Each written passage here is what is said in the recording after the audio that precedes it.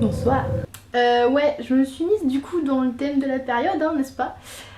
Vous voulez une histoire mystérieuse avec des meurtres, des corps retrouvés, des fantômes? Bon, de toute façon, vous n'avez pas le choix. Alors du coup, je vais vous raconter l'histoire du fantôme de l'opéra.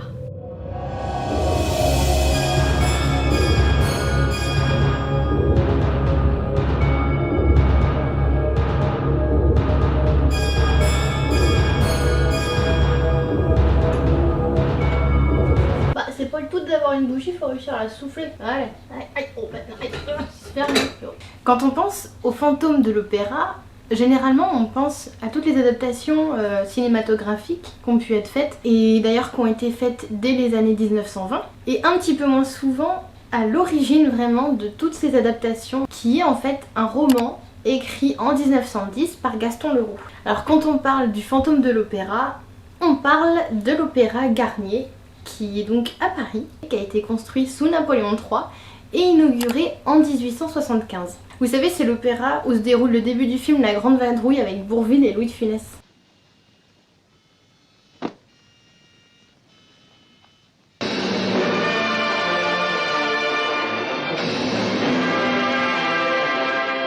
Et là où Louis de Funès dirige le grand orchestre et fait... C'était très bien, c'était très bien. Pour finir en... Bon, c'était pas mauvais, c'était très mauvais. Merci messieurs, c'était très bien.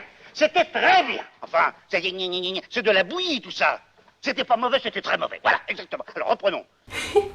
J'adore cette scène, c'est une des meilleures du film. Et puis c'est là aussi que toute la petite compagnie là descend dans les sous-sols et prend une barque pour se barrer. Oh, c'est pas moi. C'est pas moi. Mais c'est moi. C'est moi. Ah oui, alors c'est moi. C'est la descente aux enfers? Non, au bas de ces marches coule la Grange Batelière. C'est la rivière souterraine qui serpente sous l'opéra. Et ça ressort où? D'après Victor Hugo, nulle part. Dieu vous garde. Et d'ailleurs, est-ce que vous savez ce qu'il y a sous l'opéra Garnier? Eh bien, il y a une cuve de 2000 m² qu'on nomme aussi lac. Ça fait un petit peu plus impressionnant. Jusque-là, rien de bien effrayant, et pourtant, quelque chose d'intriguant est visible dans cet opéra Garnier. La loge numéro 5 est marquée à sa porte la loge du fantôme de l'opéra. Et de cette loge, la vue est très dégagée, on peut tout voir. Dans cet opéra, un machiniste a été retrouvé pendu dans les sous-sols. Et ces sous-sols seraient occupés par un homme mystérieux à tête de mort. D'ailleurs, les nouveaux directeurs de cet opéra ont très vite entendu parler de cet étrange personnage appelé le fantôme de l'opéra, puisque dès leur arrivée, il leur a exigé de leur verser une rente tous les mois. Et en plus de ça, il ordonne qu'une loge lui soit toujours disponible. La loge numéro 5. Il leur demande aussi de lancer la carrière de la jeune Christine Daae. Mais cette cantatrice n'a pas encore fait ses preuves et les directeurs refusent. Erreur. Faut pas déconner avec le fantôme. Et du coup, pour se venger, il fait tomber le lustre de l'opéra dans la salle. Ouais, rien que ça, ouais. Par la suite, Christine Daae devient la cantatrice principale et conquit le public. Et pas seulement, puisqu'il y a aussi un certain Raoul de Chagny qui tombe sous son charme. Christine lui apprend alors l'existence d'Éric, qui est son ange de la musique. C'est son père qui, au moment de mourir, lui avait promis qu'il viendrait à elle. Et elle en est convaincue. Cet ange lui a appris à chanter. C'est son maître de chant à la voix d'ange, mais il s'est encore jamais montré à elle. Mais Raoul se rend compte que Christine est de plus en plus sous le pouvoir en fait de cet ange. Et ils décident tous les deux de fuir lorsque le spectacle sera terminé. Mais au lieu de ça, Éric enlève Christine dans son refuge, donc les souterrains. Elle peut donc voir de qui il s'agit, et celui qu'elle croyait être son ange de la musique est finalement le fantôme de l'opéra. Cet homme à la voix d'ange est le fantôme. Il porte un masque qui lui cache le visage. Christine le lui retire et est effrayée par sa défiguration. Eric garde alors Christine prisonnière, mais Raoul réussit à arriver jusqu'à eux malgré les nombreux pièges qui ont été posés par le fantôme. Eric leur fait alors un chantage. Si Christine refuse de rester avec le fantôme, il fait sauter Raoul. Christine lui montre alors de la compassion, ce qui finit par l'adoucir et par le faire céder. Il laisse partir le couple et on n'entend plus parler du fantôme de l'opéra. Donc ça, c'est l'histoire écrite par Gaston Leroux. C'est cette histoire très spectaculaire et effrayante qu'on retrouve dans les films, dans les adaptations scéniques et dans la comédie musicale d'Andrew Lloyd Webber aussi. The Phantom of the Opera. Il a créé cette comédie musicale en 1986 et elle a été adaptée en 2004 en film par Joel Schumacher. Schumacher. Gentlemen.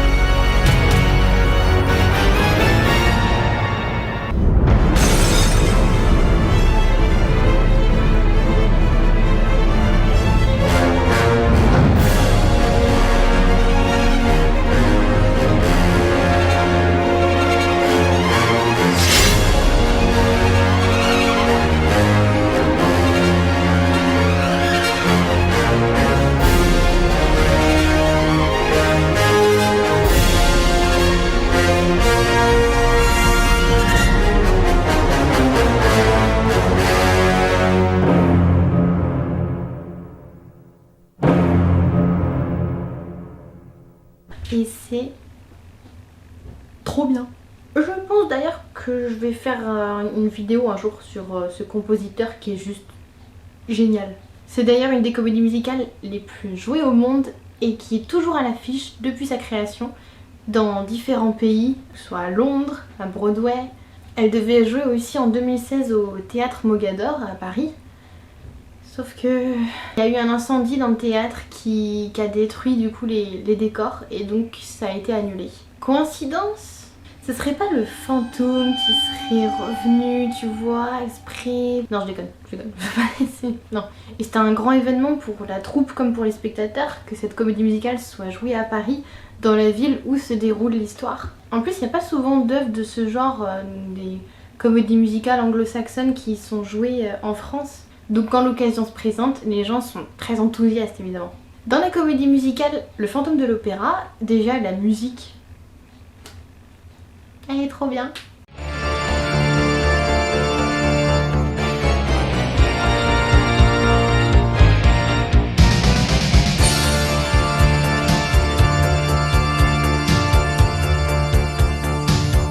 In sleep he sang to me, in dreams he came, that voice which calls to me and speaks my name. And do I dream again, for now I find the Phantom of the Opera is there inside my mind.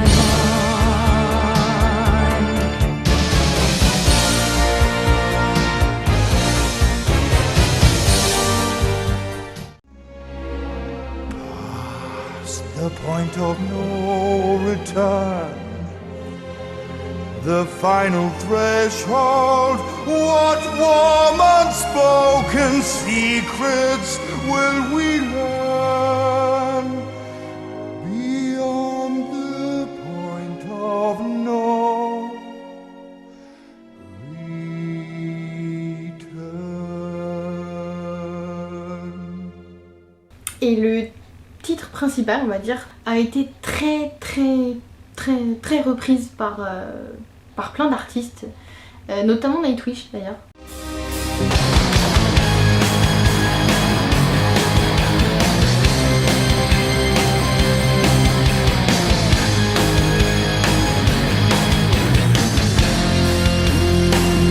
Say once again with me, I stray to it. My power over you grows stronger yet. Et d'ailleurs, Andrew Lloyd Webber a réalisé une suite au Fantôme de l'Opéra. Donc il a inventé vraiment l'histoire qui pouvait suivre celle de Gaston Leroux. Donc cette comédie musicale a été créée en 2010 et c'est Love Never Dies. C'est pareil, mais les musiques, hein, il y en a, vraiment il y a des super bons morceaux.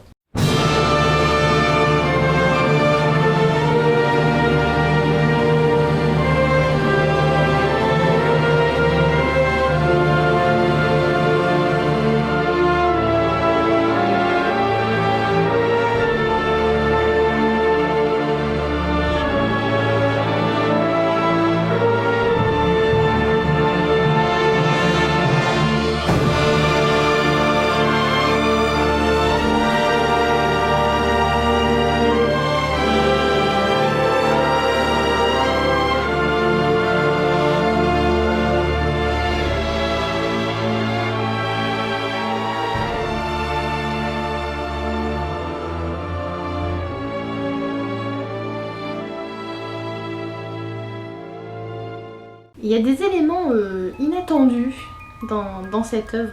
Déjà, on retrouve le fantôme, mais il est à Coney Island.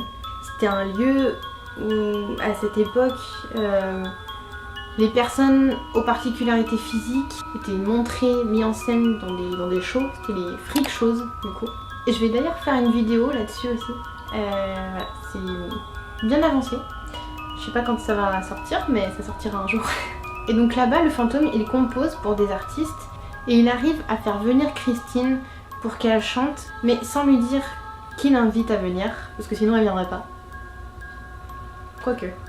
Christine arrive donc avec Raoul, son mari maintenant, et avec leur fils. Cette fois, le fantôme, il tarde pas à se montrer à Christine, et là, il fait la connaissance de son fils, dont il se rend compte qu'il a une sensibilité musicale et c'est vraiment ça le stupéfait quoi. Mais j'en dis pas plus, il y a vraiment des chansons très cool. And weeks pass and months pass, seasons fly. Still you don't walk through the door. And in a haze I count the silent days till I hear you sing. Et cette histoire de fantômes et de meurtre est idéale aussi pour réaliser un film d'horreur, comme l'ont fait Robert Englund en 1989 et Dario Argento en 1998. The Phantom of the Opera, the all-time horror classic. The Phantom is real. It has a name. Is now a major motion picture. You love the music. I am the music. A lot of people are dead, Mr. Dutton, and the murderer is in your house. Someone is doing murder in Christine Day's name. Our souls are one. No! Robert Englund is You're him, aren't you? the Phantom of the Opera. The Phantom of the Opera. Et cette histoire a été adaptée au cinéma déjà en 1925, quand il n'y avait pas encore le son. Donc c'est un style très spécial, c'est expressionniste et même au niveau du maquillage c'est très exagéré pour rajouter de l'expression.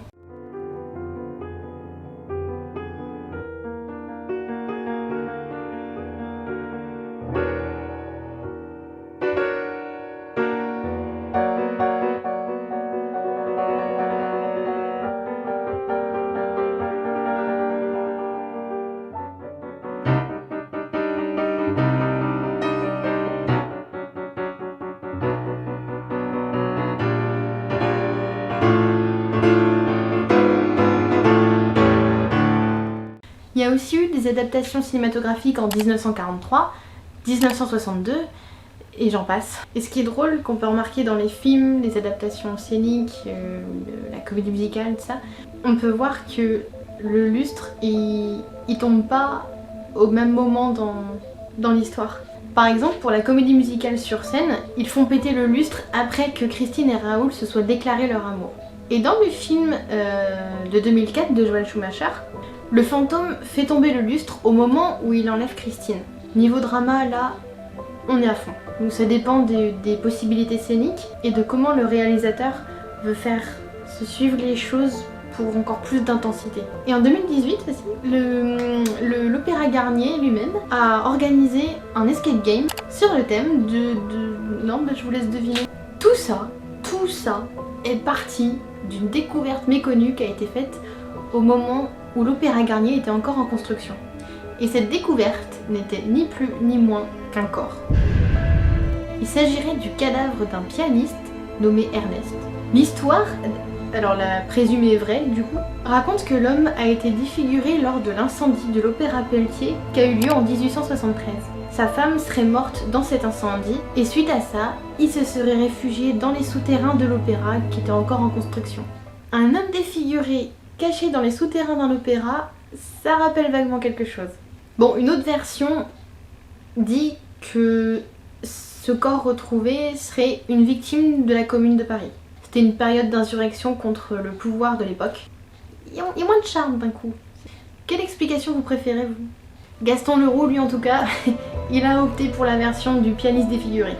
Mais il y a d'autres événements aussi qui ont inspiré l'auteur pour écrire cette histoire du fantôme. Comme la chute du contrepoids du lustre de l'Opéra Garnier. Il s'est décroché lors d'une représentation et a tué une femme sur le coup. Ce qui est terrible en plus, c'est qu'on raconte que cette femme avait beaucoup économisé pour pouvoir un jour assister à une représentation à l'opéra. Et là, elle réalise enfin son rêve et paf! Et là, la légende a aussi repris le pas, puisqu'on raconte que cette femme était assise à la place numéro 13. Un chiffre qui est pas trop réputé pour porter chance. Voilà. Donc, inutile de vous préciser que cet épisode tragique a inspiré Gaston Leroux pour le moment où le fantôme fait chuter le lustre. Et aussi, en vrai, à l'opéra, il y a effectivement un machiniste qui a été retrouvé pendu. Enfin, pareil, hein, il l'a repris dans son roman. Et puis le bâtiment en lui-même inspire aussi assez facilement à ce genre d'histoire finalement. Avec la façon dont il est agencé, comment les pièces, les salles sont organisées. On peut très bien imaginer quelqu'un se glisser comme ça n'importe où avec des intentions plus ou moins bonnes. Juste à partir de ces quelques éléments, Gaston Leroux a fait toute une fiction qui est reprise par les artistes encore plus de 100 ans après. En fait, l'auteur a relié tous ces véritables événements et les on-dit autour de l'opéra et il en a fait une fiction comme pour expliquer l'origine de tout ça. Et donc, dans son histoire, ça serait le fantôme de l'opéra. Et finalement, c'est ce roman de Gaston Leroux qui a pris le pas sur les quelques événements réels et qui, avec les films et les comédies musicales aussi qui ont été créées par la suite, ont fait la légende de l'Opéra Garnier. Voilà pour cette vidéo pour Halloween. On est dans le thème, fantôme, tout ça, t'as capté? J'espère que ça vous a plu. C'était du coup la première vidéo sur le thème d'une figure d'histoire. Je vous souhaite bon courage dans cette période particulière et à la prochaine!